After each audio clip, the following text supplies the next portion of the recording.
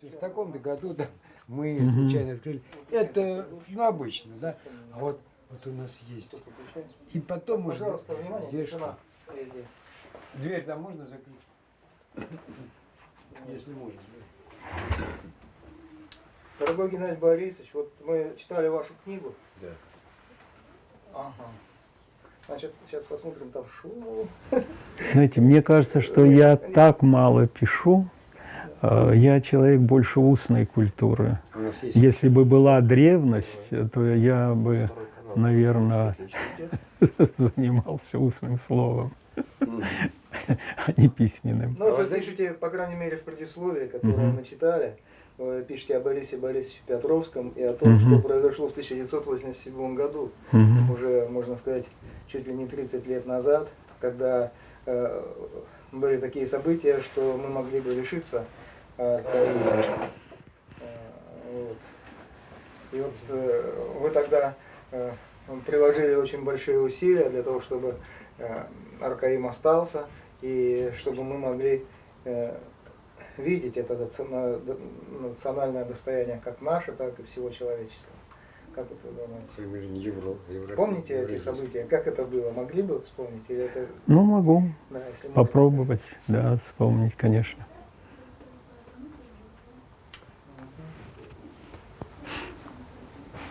Да, можно? Ну, к вопросу, как был открыт Аркаим, и к тому, какое на меня впечатление произвело это. Я к тому времени был уже археологом с 20-летним стажем. Первые мои студенческие экспедиции, они были в рамках Уральского государственного университета. Руководил такой замечательный профессор у нас Владимир Федорович Генинг. Вот недавно как раз исполнилось ему 90 лет, и у нас была конференция, посвященная ему. Так вот, у меня был уже такой какой-то достаточно приличный опыт работы, и я хорошо знал, что такое бронзовый век в наших степях. То есть к этому времени мне приходилось поработать и на юге Украины, и в Поволжье, и в Крыму, и в Сибири. То есть я, в общем, имел такое представление довольно емкое. Ну и я еще не упомянул, где приходилось мне работать, это Средняя Азия. И вот этот опыт, он как бы сформировал меня как бронзовика. Я знал, что такое поселение, что такое могильники бронзового века. Я имел представление какое-то уже свое о периодизации. И вот вдруг мне приносят, я принимаю экзамены в 1987 году весной. Я принимаю экзамены в Челябинском государственном университете у студентов. И мне наши молодые сотрудники, ребята, Баталов Сергей Геннадьевич, Мосин Владимир Сергеевич, приносят, открывают дверь, с таким лица у них, а они перед этим выезжали как раз вот на место строительства нового водохранилища. Это у нас экспедиция, они поехали раньше, я должен был следом ехать после экзаменов. И вот они мне приносят план. И этот план, он, конечно, меня потряс. Он до сих пор у нас лежит в папочках с надписью «Там ничего не изменять», там и все прочее. Вы знаете, в чем дело? Почему этот план меня потряс? Дело в том, что все вот эти поселения бронзового века, они обычно нерегулярные, то есть там нет планировочных решений. Они обычно расположены, жилищные впадины вдоль рек, человек селился, ну, иногда что-то могло быть похоже на улочку, но, в общем, это такое свободное пространство, как у нас иногда хутора расположенные вот, в очень свободном. И вообще мы со школьных тех лет знали, что планировочные решения появились со времен Гипподама. Это Греция, это VII век до нашей эры. И вот эти именно гипподамовые планировки, когда впервые вот, он был математиком и архитектором, он предложил прямые там улицы, пересекающиеся, в общем, правильные планировки. Вот на нашей территории по гипподаму сделаны были фактории, первые греческие фактории в Причерноморье. Это там Феодосия, Керчь, в общем, это вот... И вот мы со школьной скамьи это знали, понимаете? И я, конечно, знал, что какие-то правильные планировочные решения есть Мохенджо-Даро, там улица двухкилометровая, там, да. Какие-то правильные можно найти такие попытки планирования где-то и... На Юкатане, например. Или в Перу, скорее. Да, ну, в общем, в археологии такие примеры есть. Но, понимаете, это все только проблески. Это все какие-то попытки. Даже Греция, если вы посмотрите Афины, Афины VII века до нашей эры, времен Перикла, да, что вы увидите? Это хаос хижин. Сам Перикл жил в хижине.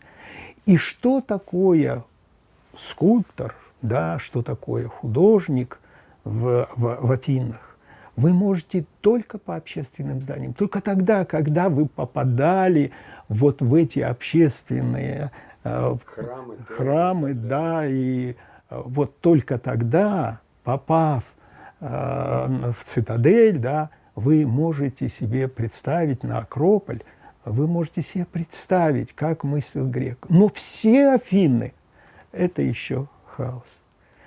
Понимаете? И вот такие правильные планировки, а потом, когда мы открывали страну городов, вот эти правильные планировки, они просто потрясают. Это и прямоугольники, это яйцевидные такие сооружения, это в общем, это геометрия, спирали. Круги, спирали, там свастики, это все выложенное, квадраты, прямоугольники, это все выложено и размером это в несколько гектар, там от 1–1,5 там, до 3–4 гектар. И это только основная площадь. Но были же еще и пригородные, так называемые территории, и обширные территории. Вот это меня и потрясло. Собственно говоря, когда я оказался у Бориса Борисовича Петровского в Эрмитаже, а в Эрмитаже я оказался вот... То есть открыто это было в июне, вот примерно в это же время, в эти же дни, в 1987 году. Вот. Так вот, в этом же... Что было открыто? Вот скажите, вы сказали, что открыто было в июне 1987 года. Что было? Значит, к нам строительство водохранилища предполагалось давно. Много лет назад. Там было очень удобное место. Это степь, воды нет, и все стройку эти ожидали. И вот замечательный директор совхоза одного, Измайловского, Заплатин, Александр Антонович, герой соцтруда, который был депутатом съезда, вот он пробил, наконец, на очередном съезде, он пробил это строительство. И Минводхоз начал стройку, поскольку у Минводхоза были свои основательные резервы, и еще до подписания приказа и об официальном выделении средств они начали строительство водохранилища в 1986 году. И к весне 1987 года, когда был подписан приказ о строительстве, и нам пришли эти бумаги в университет, а мы, как археологи, должны были выехать и обследовать, а деньги отпускались только тогда, когда подписан приказ о строительстве. Вот. И ребята наши, молодежь, выехала вперед, значит, на это место. Вот. А я, как преподаватель, сидел еще на экзаменах. Вот ребята выехали вперед копать стояночку каменного века, которую мы до этого открыли, там тоже наши сотрудники ходили, молодежь. На территории современного... Рядышком, недалеко от Аркаима, стоянку каменного века. Они поехали. Ну вот, и они поставили лагерь, и тут же рядом с лагерем оказались вот эти круги, которых первые это заметили, кстати, школьники.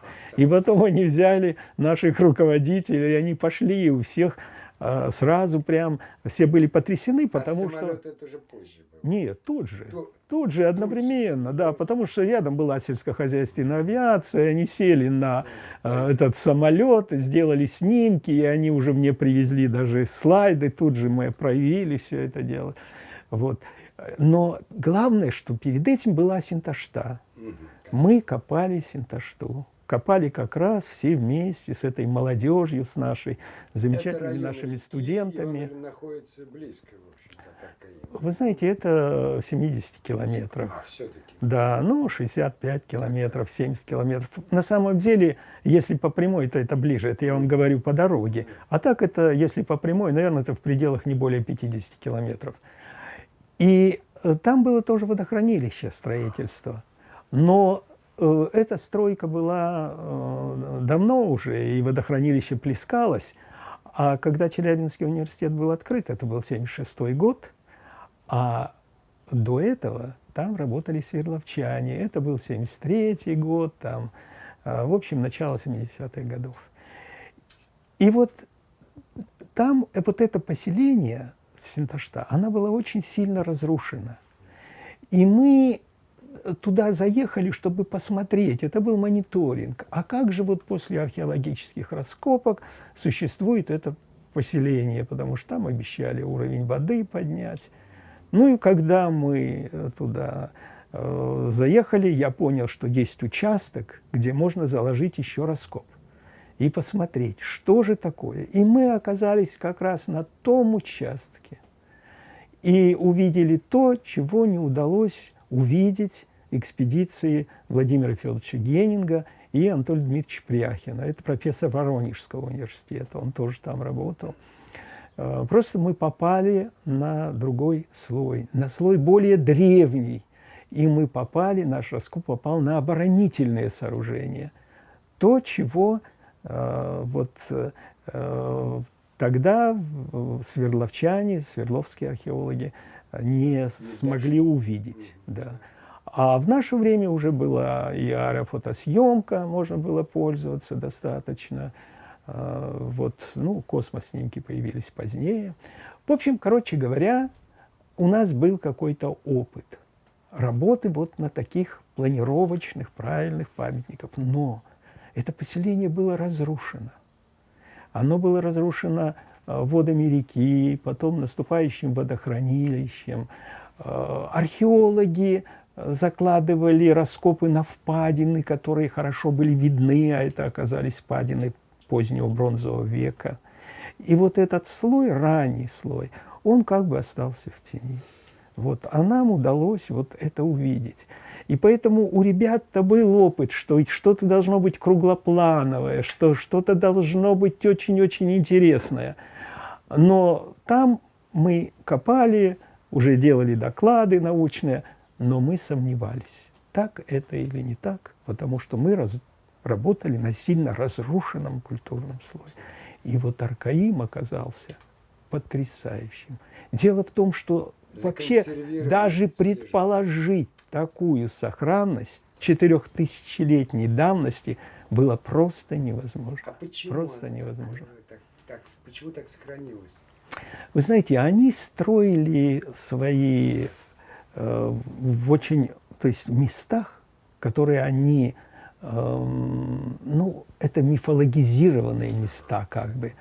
Места не только как бы они сами выбирали, они их выбирали с помощью богов. И места эти очень похожие друг на друга. Это конусы выноса, это стыки рек, конусы выносы, это выносы, вот грунт, то есть они приподнятые. И эти поселения, они обычно на сегодняшний день это большие паводки, и это все сносит и уничтожает. А здесь оказалось, что те стены, которые были построены 4000 лет назад, Они спасали от изменения климата и от паводков, которые появились в более поздней эпохе. И эти стены их спасали, и спасают до сих пор. Вы себе не представляете, если весной подниматься сегодня на самолете, на вертолете и лететь над Аркаимом, насколько это эффектно. Он полностью окружен водой. Абсолютно. Это Вселенная. Они вот и строили так. Они строили так, чтобы, во всяком случае, в половодье их поселение, а это модель Вселенной, безусловно, это мандалы, это модели Вселенной, и они должны быть со всех сторон окружены водой. И если в древности, Океаном. вот те памятники, которые мы знаем, если в древности они водой не окружались весной, то они прорывали каналы, потому что все равно это Всемирный океан. Как, это прям по описанию, как рождалась Вселенная, как рождалась жизнь, когда ничего не было, потом возникает там океан, вода и яйцо, и все прочее. Вот это, из этого исходя, не исходя. Но стены, я еще раз подчеркиваю, стены, которые они сделали 4000 лет назад, спасали Аркаим и спасают до сих пор от того, чтобы это не было этого культурного слоя снесено. Поэтому это удивительная сохранность.